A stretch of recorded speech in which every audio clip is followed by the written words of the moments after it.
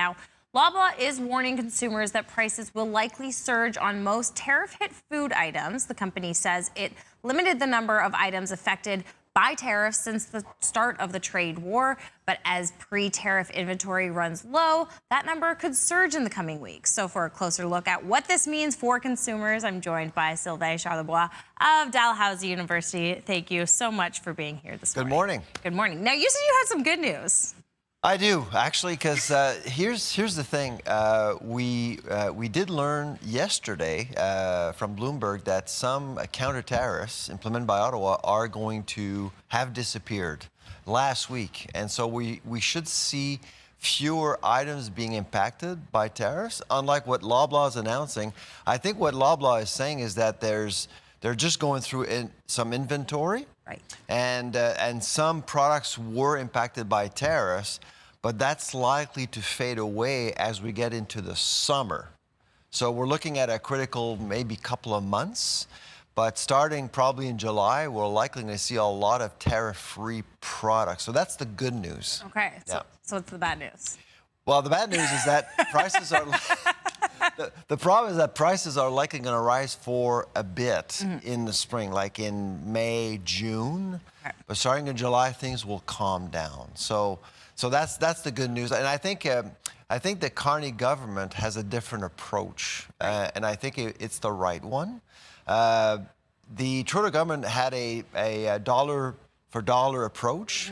And Mr. Carney really had concerns about that because you basically penalize your own consumers. You penalize Canadians. And I think that's probably why Prime Minister Carney decided to step back a little bit and look at our economy, making sure that we're not penalizing consumers in the end. So I think it's good news. It was the right approach. And now that government is a little bit settled, we have all of the players in place. That bodes well as well for our future. That's right, exactly. We also heard from Walmart yesterday in the United States that food prices are going to rise. That's a different issue, and that could impact us as well as Canadians, because Walmart is actually one of the largest grocers in our country. Right. So the Trump tariffs haven't disappeared. So there is this tariff bonanza going on that can impact trades. But overall, I think things are going to slowly get better as we go through 2025. Okay, so Loblaw's put out that around 6,000 products could be impacted, but you're saying that's just going to be for a little bit, and then we're going to see that kind of fall off as we head towards the summer. That's right. So Loblaw's announcement a couple of days ago was really about processors, and they're paying a lot more for ingredients, and that's the part consumers don't see. Right. Like if you're importing, I don't know, coffee to make a product or chocolate or marshmallows from the United States, you're paying more. And so they went through the inventory, and now Loblaw is getting products that are more expensive. That's probably why they felt it was important for Canadians to know that. And but like I said, it's probably going to be temporary. Okay. Yeah.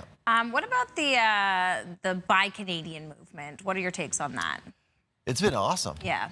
It's been great. I honestly, as an academic, I love seeing Canadians engage. They're asking questions about where their food is coming from. They're actually reading labels. You know, they're basically asking me, what does product of Canada mean? What does product manufactured in Canada or made in Canada mean? And so those are questions that I love answering because I know that people are interested. And so grocers have actually, adapted and pivoted, and they're sourcing products from other places other than the United States, of course, because a lot of people aren't buying American products. So we're seeing products from all over the world: Peru, Egypt, South Africa, in the Atlantic, and I think it's been great. Amazing. Well, thank you so much for your insight and explaining a little bit about what we can expect in the coming months. As always, thank you so much. My pleasure.